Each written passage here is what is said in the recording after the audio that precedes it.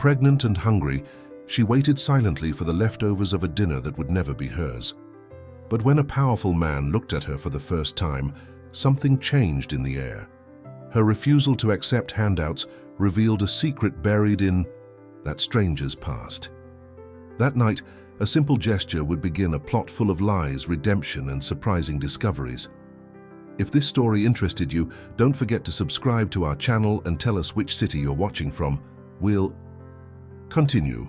I promise this will be the best story you'll ever hear in your life. Nathan Mitchell adjusted his Italian silk tie while observing the city from his penthouse office. At 42, he commanded a business empire he had built alone. The New York sky was heavy, announcing another summer storm. He checked his watch. It was time for a business dinner at the most exclusive restaurant in the city. "Mr. Mitchell, the car is waiting," announced his secretary for the third time. He nodded without looking at her. The people in his life were merely functional cogs, nothing more. The Imperial restaurant was packed when Nathan entered. Everyone seemed to notice his presence, the most coveted and feared bachelor in the American business world. Women smiled, men straightened their posture. None of this impressed him. "Champagne to start, sir?" asked the sommelier. "The usual," he responded dryly. The executives he was dining with arrived punctually. They discussed acquisitions, mergers, and numbers. Nathan listened more than he spoke, analyzing each word as a potential weakness. When dinner ended, he said goodbye with a firm handshake. Another deal closed, a few more millions in his account. He was walking to his car when he noticed a young woman sitting on the sidewalk near the restaurant's back exit. She wore simple, worn clothes. Her eyes were fixed on the food scraps being discarded, but what really caught his attention was her prominent belly. She was pregnant, probably in her second trimester. Nathan hesitated. Normally, he would walk straight past, as he did with the countless beggars in the city. Something, however, stopped him. Perhaps it was the rain that was beginning to fall, or the young woman's look, not of pleading, but of wounded dignity. "Are you waiting for something?" he asked, surprising himself. The young woman looked up. She had intense green eyes that contrasted with her olive skin. "I'm waiting for them to throw out what's left from dinner," she answered with disconcerting frankness. "Usually the staff leave some plates almost untouched." Nathan felt something strange in his chest, a mixture of discomfort and fascination at her raw honesty. "You shouldn't be here. It's raining and—" His eyes went down to her belly. "And I'm pregnant," she completed. "Believe me, I know that better than anyone." There was a touch of irony in her voice, without self-pity. Nathan took his wallet from his pocket reflexively, but stopped. Money seemed insufficient, almost offensive in that situation. "Come with me," he said impulsively. "I'll buy you something to eat." "I don't need charity," she responded, standing up with difficulty. "It's not charity. It's dinner." The rain intensified. Nathan opened his umbrella and for the first time in years shared it with someone. He led her into the restaurant, ignoring the surprised looks from the staff. He ordered a complete dinner while she sat uncomfortably in the red velvet chair. "My name is Nathan," he finally said. "Sarah," she responded, her eyes examining the luxurious environment. "Do you always invite strangers to dinner?" "Never," he admitted. "First time." The waiter brought an appetizer, main course, and dessert. Nathan watched, fascinated, as she ate with appetite, but without desperation. There was a dignity in her, gestures that didn't match her situation. "Where do you live?" he asked when she finished. Sarah hesitated. "I'm between places at the moment." "You don't have anywhere to sleep tonight?" She held his gaze. "No, but I'll find a place." The furor. Rain had transformed into a downpour. Nathan looked through the restaurant window. He thought of his 5,000-square-foot apartment, with 5 guest rooms always empty. "I have a place where you can spend the night," he said, surprising himself again. "No commitments, no expectations, just a dry room." Sarah narrowed her eyes, suspicious. Why? It was a good question. Why would he, Nathan Mitchell, the man who had built emotional walls as high as his skyscrapers, offer shelter to a stranger? "I don't know," he answered honestly. "Maybe because it's raining. Maybe because you're expecting a baby. Or maybe because today I realized I have everything and nothing at the same time. Nathan's driver waited patiently when they left the restaurant. If he was surprised to see his boss accompanied, he didn't show it. Nathan's apartment occupied the entire top floor of one of the most exclusive buildings on Fifth Avenue. When the elevator doors opened directly into the living room, Sarah couldn't contain a gasp. "You live here alone?" she asked, observing the immense space decorated with minimalist design pieces. "Yes. Isn't it as lonely?" Nathan had never thought about it that way. "It's peaceful," he responded evasively. He showed her the guest room. It was larger than any apartment where Sarah had probably lived. "There are clothes in the closet. They should fit there." He hesitated. "From other guests?" she completed with an ironic smile. "My sister's. She rarely visits." Sarah nodded, without asking more questions. "Thank you, just for one night." "Just for one night," he agreed. That night, Nathan couldn't sleep. He felt strangely disturbed by Sarah's presence in his home. It wasn't just the break in his meticulously controlled routine. It was something deeper, as if this pregnant, homeless young woman's presence exposed something he had been trying to hide from himself. In the morning, he found her in the kitchen preparing coffee. She wore one of his sister's shirts, which hung loosely on her frame. Her dark hair was tied in an improvised bun. "I hope you don't mind," she said, indicating the coffee. "I thought it was the least I could do." "Of course, make yourself at home." They drank coffee in a silence that surprisingly wasn't uncomfortable. When they finished, Sarah stood up. "Thank you for everything. I'll be going now." Nathan looked out the window. The day was grey, threatening more rain. "Do you have somewhere to go?" Sarah hesitated. "I'll manage." "Stay," he said suddenly. "A few more days, until you find a place." "Why?" she asked again. Nathan had no answer. Or perhaps he did, but wasn't ready to admit it. Something about this young woman intrigued him. Maybe it was her dignity amid chaos or the direct way she spoke. In a world of superficial, self-interested relationships, she seemed real. "Because I have too much space for just one person," he finally answered. Sarah studied his face for a moment that seemed like an eternity. Finally, she nodded. "A few days then, until I find a place." Thus began the strange cohabitation between the billionaire businessman and the homeless pregnant young woman. Days turned into weeks. Sarah's presence gradually modified the apartment and Nathan. Small changes. Books out of the shelves. I see plant on the balcony. The smell of home cooking replacing meals delivered from expensive restaurants. Nathan began coming home earlier from work. Sarah never asked about his business, and that was strangely liberating. With her, he was just Nathan, not the CEO of Mitchell Enterprises.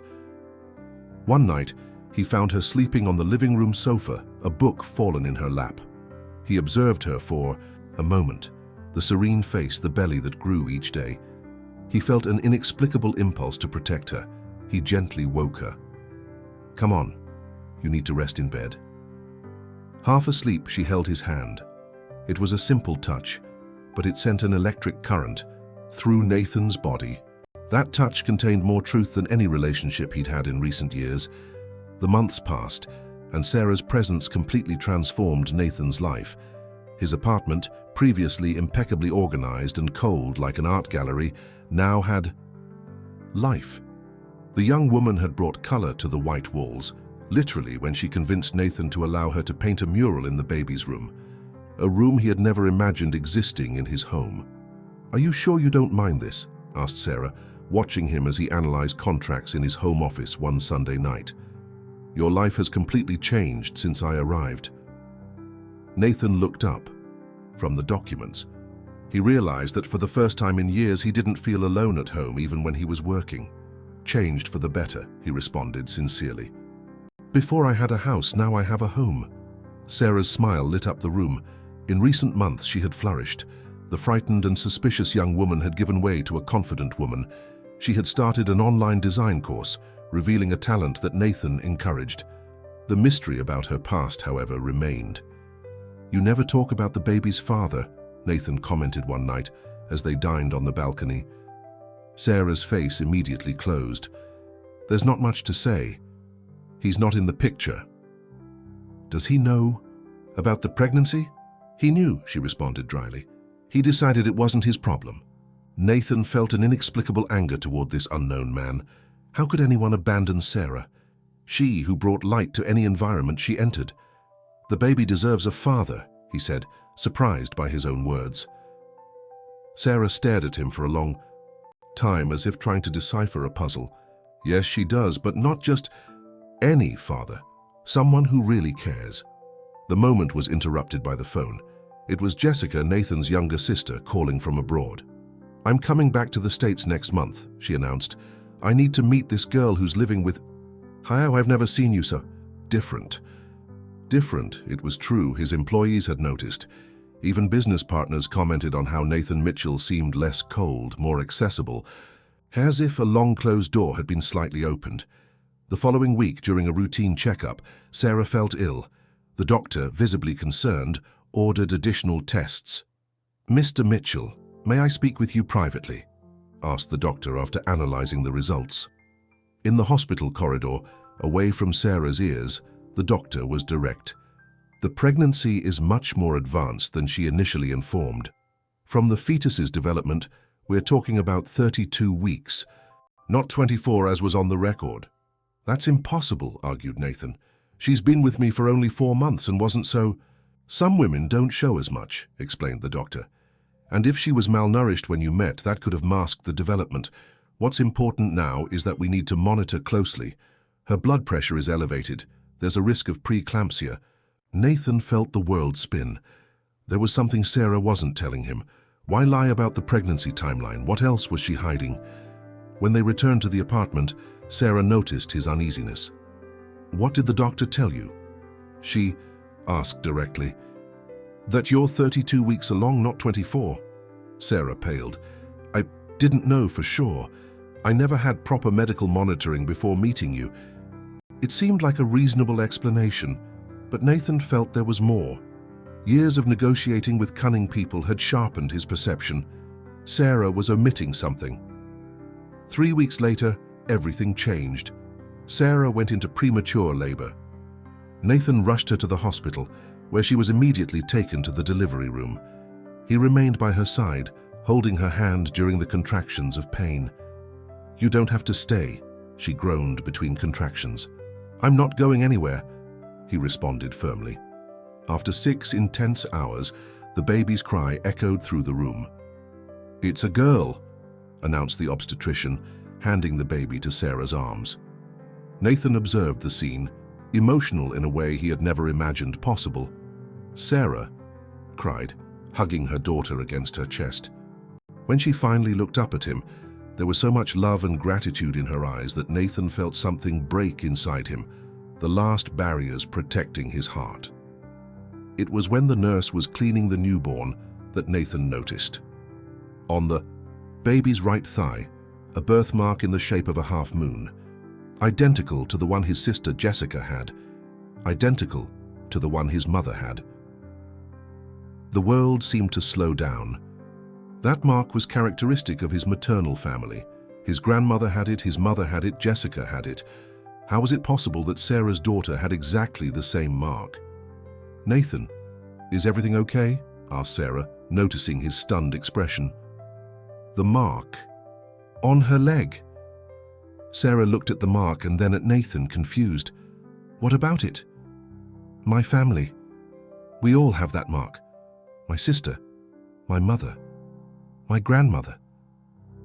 A dense silence filled the room. Sarah paled. That's impossible, she whispered. The days that followed, while Sarah and the baby, who received the name Emma, recovered in the hospital, Nathan plunged into a whirlwind of contradictory emotions. Joy for the healthy birth, confusion for the inexplicable coincidence, and a growing suspicion. The birthmark was too specific to be a coincidence. There were possible explanations, all disturbing. Was Sarah a distant relative he didn't know about? Or worse, had she gotten pregnant by someone in his family? Jessica arrived from abroad that weekend, even earlier than planned, anxious to meet the baby. When she saw the birthmark, she was as shocked as Nathan. "This is extraordinary," she murmured, observing little Emma in the crib. "You need to do a DNA test, Nathan." "I've already arranged for one," he responded somberly. Sarah, still recovering from childbirth, noticed the change in Nathan's behavior. The intimacy they had built over the last few months seemed to have been replaced by a cautious distance, almost clinical. "Do you think I knew," she finally confronted him, "that I planned this somehow?" "I don't know what to think," he answered honestly. "I don't know almost anything about you, Sarah, about your past, your family." She sat on the edge of the bed, physically and emotionally exhausted. "I was raised in orphanages and foster homes. I never knew my biological parents. The man who got me pregnant, he was a boyfriend. When I told him about the baby, he disappeared. I lost my job because of the pregnancy, then my apartment. That's when you found me." Her story was plausible, but years of negotiations had taught Nathan to be suspicious of coincidences. "I want to believe you," he said, "but I need to be sure." The following week, the DNA test result arrived. Nathan opened the envelope in his office, hands trembling. The confirmation was there, in scientific and impersonal language. He and Emma shared genetic material. There was a relationship. He confronted Sarah that night after Emma fell asleep. He showed her the test result without saying a word. She read the document, the color leaving her face. "This is impossible," she whispered. "I never knew anyone from your family before you." "Then how do you explain this?" he asked, his voice tense. "I can't explain it. I don't understand." The atmosphere in the apartment became oppressive. Nathan slept in the guest room, avoiding being alone with Sarah. Jessica, sensing the tension, decided to extend her stay to help with the baby.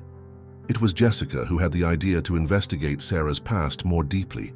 As a lawyer, she had contacts who could access adoption records normally kept confidential. A week later, Jessica entered Nathan's office, pale. "I found something," she said, handing him a folder, "about Sarah." Nathan opened the folder, his heart racing. What he saw there changed everything. Adoption records showed that Sarah had been adopted by a family from upstate New York when she was just days old. Her biological parents were unknown. She had been left at a hospital door with just a note asking them to take care of her. Most importantly, Sarah's birth date was exactly 3 days after Nathan's birth. "This means," Jessica started, "that we're not biologically related," Nathan completed. "The mark must be a coincidence." "Or maybe not," pondered Jessica. "What if Sarah is related to our mother, a distant niece who was given up for adoption?" The possibility hung in the air. Nathan's mother came from a large Midwestern family with branches he barely knew. That night, Nathan showed the documents to Sarah. Together, they tried to reconstruct the puzzle of her past. The tension gradually gave way to relief. There was no direct kinship between them. The attraction they felt for each other, repressed in recent weeks, was not forbidden. The discovery that there was no biological kinship between Nathan and Sarah freed long-contained feelings. The attraction they both tried to deny flourished quickly. The first kiss happened naturally when Emma completed 1 month of life. They were on the balcony watching the sunset over New York, the baby asleep in the crib beside them. "Thank you for not giving up on me," Sarah said softly. "Any other man would have kicked me out at the first sign of complication." Nathan touched her face with delicacy. "I was never just any man, and you were never just any woman." When their lips met, it was as if everything finally made sense. The universe had conspired for that moment since the unexpected encounter on the restaurant sidewalk. In the months that followed, they formed a family. Emma grew healthy and happy, the apartment becoming more and more a home. Nathan proposed during a romantic dinner at the same restaurant where they had met. "I know. It seems fast," he said, offering a diamond ring. "But I'm sure you're the woman of my life." Sarah, with tears in her eyes, accepted. The news of the engagement, however, was not well received by everyone. Nathan's social circle, composed mainly of businessmen, socialites, and heirs, reacted with suspicion. Who was this unknown young woman who had conquered New York's most coveted bachelor? Particularly bothered was Victoria Preston, heiress to a fortune in real estate, and Nathan's former affair. They had been briefly involved 2 years before. But Nathan ended the relationship when he realized Victoria was more interested in his assets than in him. She never completely got over the rejection. During a charity event, Victoria approached Sarah, who was accompanying Nathan for the first time at a social engagement. "So you're the miraculous transformation of Nathan," she said with a calculated smile. "Everyone is curious about you. Where did you come from? How did you manage to tame our eternal bachelor?" "I didn't tame him," Sarah responded calmly. "I just loved him for who he is, not for what he possesses." Victoria laughed, an artificial sound that didn't reach her eyes. How romantic and convenient, isn't it? A girl of humble origin, pregnant and homeless, finds one of the richest men in the country. Really, fate is fascinating. Before Sarah could respond, Nathan approached, placing his arm protectively around her waist. He immediately sensed the tension between the 2 women. "Victoria, I see you've met my fiancé," he said coldly. "Yes, we were. Having a fascinating conversation about life's coincidences," responded Victoria, moving away with a venomous smile. On the way back home, Sarah was thoughtful. "Your ex didn't like me." "Victoria is not my ex," corrected Nathan. "We had a few dates, nothing serious. And don't worry about her, it's just jealousy." But Victoria wasn't willing to stand aside while Nathan built a life with another woman. The next morning, she hired Michael Thompson, a private detective known for his questionable methods. "I want everything about this Sarah," she instructed. "Where she came from, who her parents are, previous relationships, employment history. I want to know even what brand of toothpaste she uses." "This is going to cost a lot," warned the detective. "Money is not a problem," responded Victoria. "Discretion. Here's no one can know I'm investigating her." Meanwhile, Nathan and Sarah prepared for the wedding, scheduled for 3 months from then. Life seemed perfect until Sarah's past knocked on the door. Eric Sanders, a well-groomed man with an uneasy look, appeared at Nathan's building asking to speak with Sarah. The doorman, following security protocols, called the apartment. "There's a man down here saying he's the father of your daughter," he informed Sarah. She instantly turned pale. Nathan, who was home that day, noticed her reaction. "Who is this man?" he asked. "Eric," whispered Sarah. "The ex-boyfriend I told you about, the one who abandoned me when he found out about the pregnancy. And now he shows up? Why?" "I don't." "No," she responded, visibly shaken. They decided to receive Eric in the apartment. When the elevator opened, Sarah almost didn't recognize the man who entered. Eric was different, bulkier, better dressed, with an air of confidence he didn't have before. "Sarah," he said, completely ignoring Nathan, "you look beautiful." "What do you want, Eric?" she asked directly. "I came to meet my daughter," he responded, as if it were obvious. "And to talk about our future." "We don't have a future," Sarah cut him off. "You made that very clear when you disappeared." "I made a mistake," admitted Eric. "I panicked, but now I'm ready to take on my responsibilities. I want to be part of my daughter's life."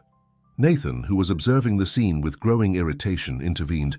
"Responsibilities that include 9 months of pregnancy without support, a birth without your presence, and the first months of Emma's life." Eric turned to him, measuring him with his gaze. "And you are?" "Sarah's fiancé and the man who stood by her when you weren't." The tension was palpable. Eric smiled, a smile that didn't reach his eyes. "I see. Well, congratulations. But that doesn't change the fact that Emma is my biological daughter. I have rights." "Rights that you abandoned," retorted Sarah. "Not according to the law," responded Eric with confidence. "I can request a paternity test and file for joint custody, or we can resolve this civilly among ourselves." The threat was clear. Sarah exchanged a look with Nathan, who nodded slightly. "You can meet Emma," she finally conceded, "but with clear boundaries. And if she shows any discomfort, you leave immediately." Eric met his daughter that same day. To Sarah's surprise, he showed himself to be gentle and attentive with the baby. When he left, he left his new phone number and address. "I won't disappear again," he promised. "I want to be part of her life." After his departure, Nathan hugged Sarah, who was trembling slightly. "I don't trust him," she confessed. "Something's changed. Eric was never so assertive." "We'll keep an eye on him," assured Nathan. "If he really just wants to be a father to Emma, great. But if he has other intentions..." Eric's reappearance coincided with the conclusion of Michael Thompson's investigation. The detective delivered a detailed dossier on Sarah to Victoria. "I found interesting things," he commented, as Victoria leafed through the material. "She was adopted, as you already knew, lived in modest but stable conditions until she was 16, when her adoptive parents had an accident. After that, she was raised by an aunt who treated her like a servant." Victoria nodded, absorbing the information. "And the relationships?" "She had 3 serious boyfriends before Eric Sanders, the child's father. Nothing alarming. She worked as a waitress, receptionist, saleswoman, always in humble but honest jobs." Victoria frowned, disappointed. She had hoped to find some scandal, something she could use against Sarah. "But there is something curious," continued the detective. "When Sarah discovered the pregnancy, Eric really abandoned her. However, 3 weeks before, coincidentally, meeting Nathan Mitchell on the sidewalk of that restaurant, she had been at the same place watching him dine." Victoria smiled. This was something she could use. "Are you suggesting she planned everything, that she set up meeting him?" "I can't affirm that," responded the detective cautiously. "But it's an intriguing coincidence, don't you think?" Victoria paid generously for that information. Carefully, she manipulated the report, inserting false details suggesting that Sarah had systematically researched Nathan, frequented places he used to visit, and deliberately gotten pregnant to attract a rich man. 2 weeks later, during a seemingly casual lunch, Victoria handed the adulterated dossier to Nathan. "I'm sorry," she said with false concern, "but as your friend, I couldn't let you be deceived. Sarah is not who you think." Nathan read the material with growing horror. The evidence seemed conclusive. Sarah had planned everything from the beginning. His sweet and honest Sarah was, in fact, a calculating con artist. When he arrived home that day, Sarah immediately noticed something was wrong. Nathan was distant, his eyes avoiding hers. "What happened?" she asked, adjusting Emma in her arms. "I met with Victoria today," he responded coldly. "She showed me some interesting things about you." Sarah's blood froze. "Whoa, what things?" "For example, that you regularly frequented the Imperial before our casual meeting, that you researched me, my company, my habits, that you calculatedly got pregnant to attract a rich man." "That's a lie," exclaimed Sarah, shocked. "I was never at that restaurant before that night." "There are photos, Sarah, witnesses." Nathan threw the dossier on the table. "All this time, was it all planned?" "No." Tears streamed down Sarah's face. "It's all wrong. Victoria is lying, I don't know why, but she is." Emma began to cry, frightened by the shouting. Sarah tried to calm her, her own body trembling. "I need time," said Nathan finally. "I'm going to the company apartment. Stay here with Emma until we decide what to do." "Nathan, please," begged Sarah, begged. "Don't believe these lies. I love you. I never planned any of this." But he was already leaving, taking only a small suitcase. The sound of the door closing echoed like a sentence. Alone with her daughter, Sarah collapsed on the sofa, devastated. How had her perfect life crumbled so quickly? How could she prove her innocence against fabricated evidence? The next morning, she made a decision. If Nathan doubted her love, if he believed Victoria more than her, then she couldn't continue. There, living on his charity, with a broken heart, she began to pack. She left only a letter. "When you're ready to believe in me and not in manipulated evidence, you'll know where to find me. Until then, I'll prove to you and to the world that I was never interested in your money, only in your heart. I love you. I will always love you, Sarah." With Emma in her arms and few possessions, Sarah left the mansion that had become her home. She rented a small apartment with her savings and found work as a cleaner in a commercial office. The life of luxury was over, but her dignity remained intact. What she didn't know was that she was being watched. From across the street, Eric, Sanders monitored her movements, reporting everything to a mysterious interlocutor on the phone. She left his apartment, he informed, exactly as you predicted.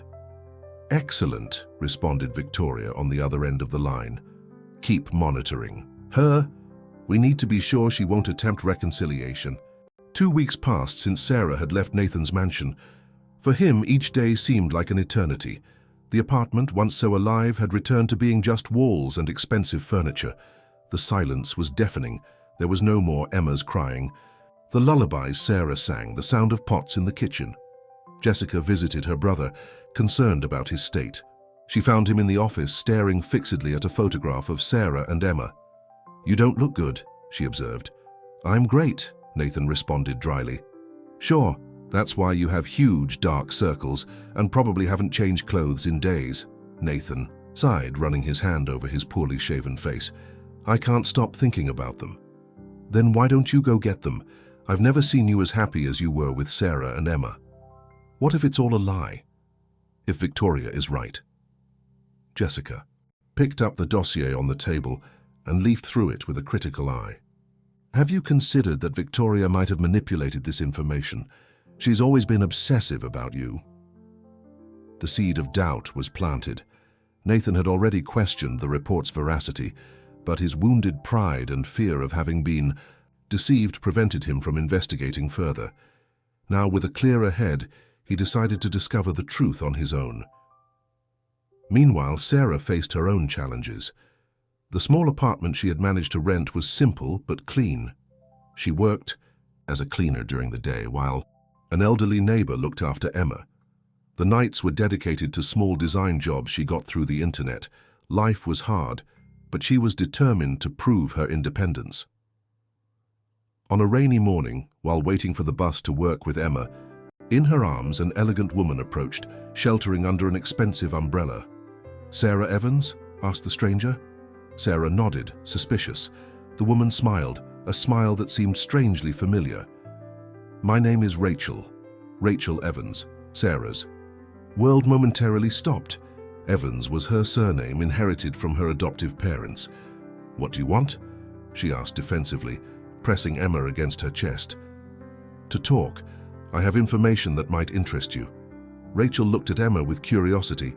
She looks like you when you were a baby. How could you know? Because I'm your sister, responded Rachel simply. Your twin sister. Sarah felt her legs weaken. A sister. Twin. Impossible. Her adoptive parents had never mentioned this. But looking at Rachel was like seeing her own reflection in expensive clothes and confident posture. She agreed to have coffee with her. Emma, curiously, remained calm in Rachel's arms, as if recognizing something familiar. We were separated. At birth, explained Rachel. I was adopted by a wealthy family from Boston. I discovered about you a few months ago when my adoptive parents died, and I found the adoption documents. I've been looking for you since then. The story seemed implausible, but the physical similarities were undeniable. Rachel showed documents, old photos, evidence that proved her story. Why look for me now? Asked Sarah, still suspicious. Because we're family, and family should stick together. Rachel hesitated. I also heard about your situation with Nathan. Mitchell, perhaps I can help. How do you know about Nathan? New York is smaller than it seems, especially in elevated social circles. News travels. Rachel smiled. I have a proposal. What if we switched places for a few days? I could sound out if he still has feelings for you. Sarah considered the idea absurd, but something in her heart yearned for news of Nathan. Reluctantly, she agreed to the plan. Rachel would stay with Emma while she investigated Nathan's feelings, pretending to be her sister. He'll notice the difference, warned Sarah. Not if we're careful, responded Rachel. Besides, you've been separated. For weeks. Distance and longing can confuse the senses. The plan was put into action the next day. Rachel settled into the small apartment with Emma, while Sarah, dressed in her sister's elegant clothes, checked into a luxury hotel. What Sarah didn't know was that Rachel had her own intentions. Tired of a life of superficial relationships and growing debts she saw in her sister's situation, an opportunity. A billionaire in love and an adorable baby, the perfect family she never had. She planned to permanently assume Sarah's identity. Meanwhile, Nathan had started his own investigation. He hired a different detective, more ethical and thorough, to review Victoria's dossier. Inconsistencies soon began to appear. Witnesses denied having seen Sarah at the restaurant before the fateful encounter. Dates didn't match. Photographs showed signs of manipulation. Determined to find Sarah and ask forgiveness, Nathan looked for her at the address she had left in the letter. To his surprise, he found Sarah leaving the building, elegantly dressed. "Sarah?" he called, confused. She didn't seem like the same woman who had left his house weeks ago. Rachel turned, quickly adjusting her expression to one of convincing surprise. "Nathan, we need to talk," he said, approaching. "I made a terrible mistake in believing." "Victoria." Rachel smiled, containing her excitement. The plan was working better than expected. "Maybe we can talk somewhere more private." Meanwhile, the real Sarah faced her own problems. When trying to contact Rachel to check on Emma, she discovered her sister's phone was turned off. Worried, she returned to the apartment, only to find it empty.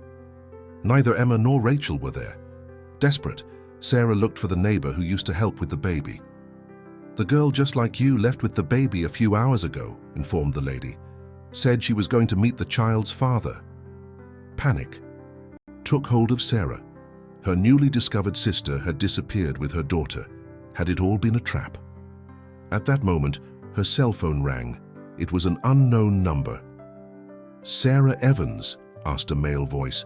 "Yes, who is this?" "My name is Tyler. I'm Rachel's ex-boyfriend.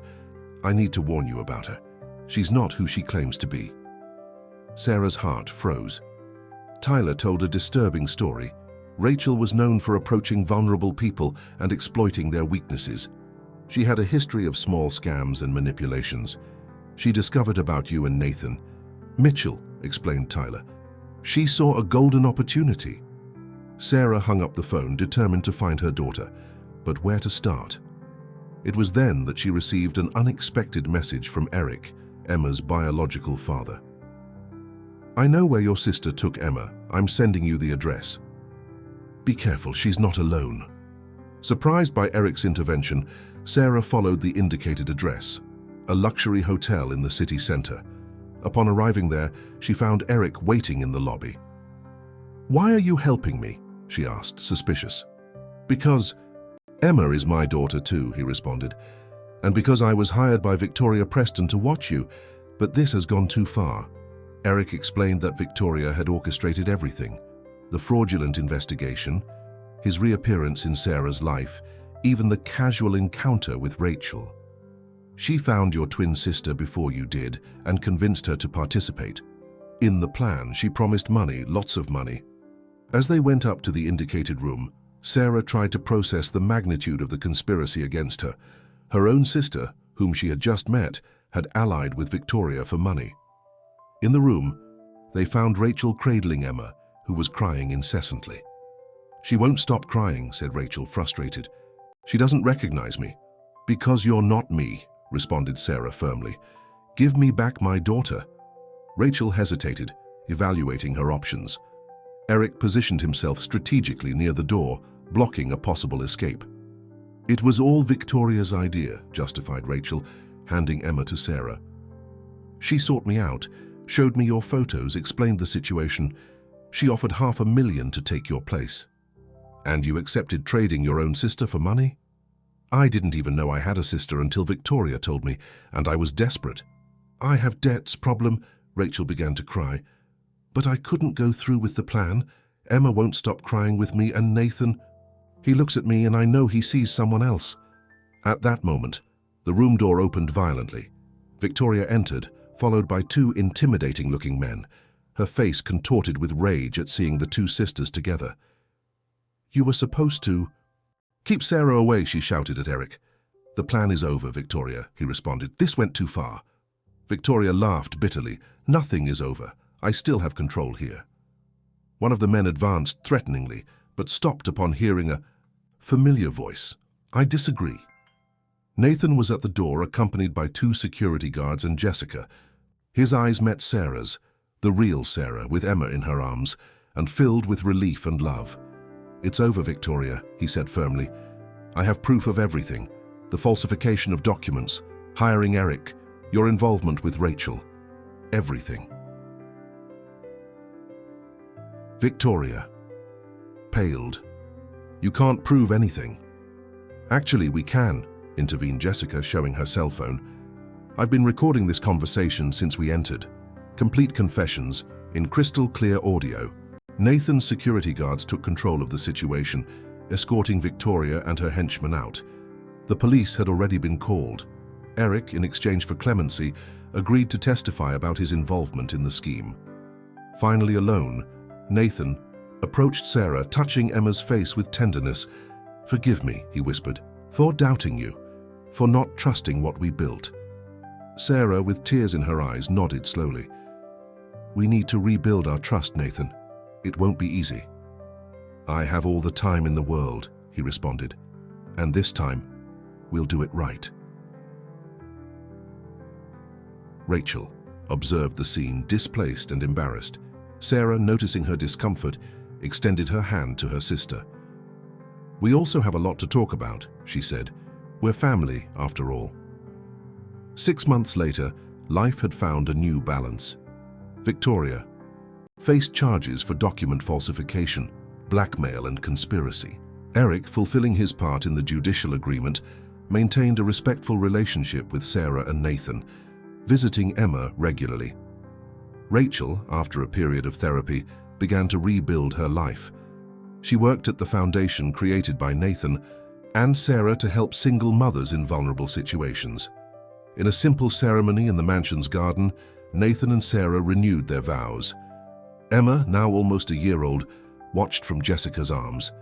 The small family had grown, including not only Eric as a secondary father figure, but also Rachel as a present and dedicated aunt. "Can you believe it all started with food scraps?" joked Sarah as they danced under the stars. Nathan smiled, hugging her tighter. "It started with love. The rest was just the path to finding each other." A few meters away, Rachel observed the couple, a mixture of melancholy and hope in her gaze. Jessica approached, offering a glass of champagne. "They match, don't they?" she commented. "Yes," agreed Rachel. "They deserve this happiness." "And you? You deserve to be happy too." Rachel smiled timidly.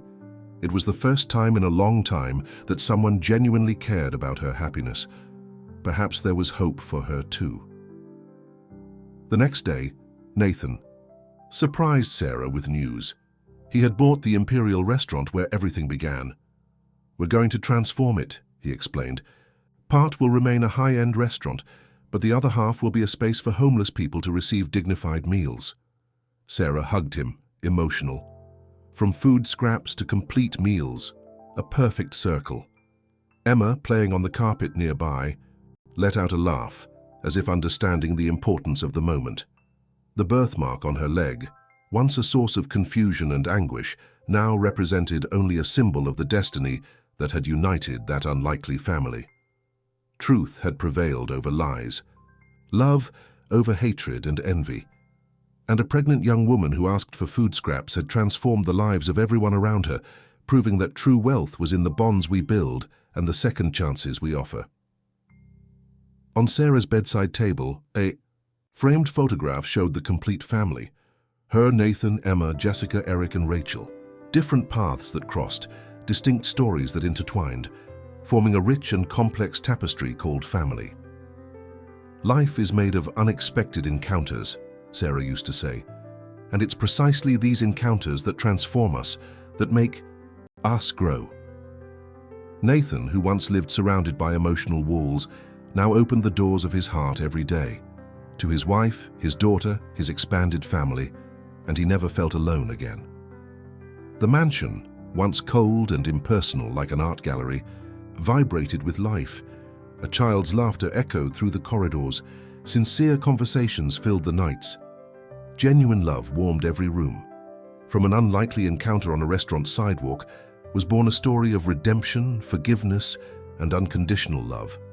A story that proved that even in the darkest moments, light finds a way, and that sometimes one needs to lose everything to find what truly matters. Emma would grow up knowing that her family wasn't defined just by blood ties, but by daily choices of love and commitment. That her story began with a gesture of compassion on a rainy night, when a lonely man decided to look beyond his privileged bubble and see a woman not as a problem to be solved, but as a human being to be loved. The end. Dear listeners, we hope Nathan and Sarah's story has touched your hearts. To continue this emotional journey, we've prepared a special playlist with equally engaging stories. Find it here by clicking to your left. If you like this story, don't forget to subscribe to our channel and leave your like on the video. Every day we bring unique stories that explore life.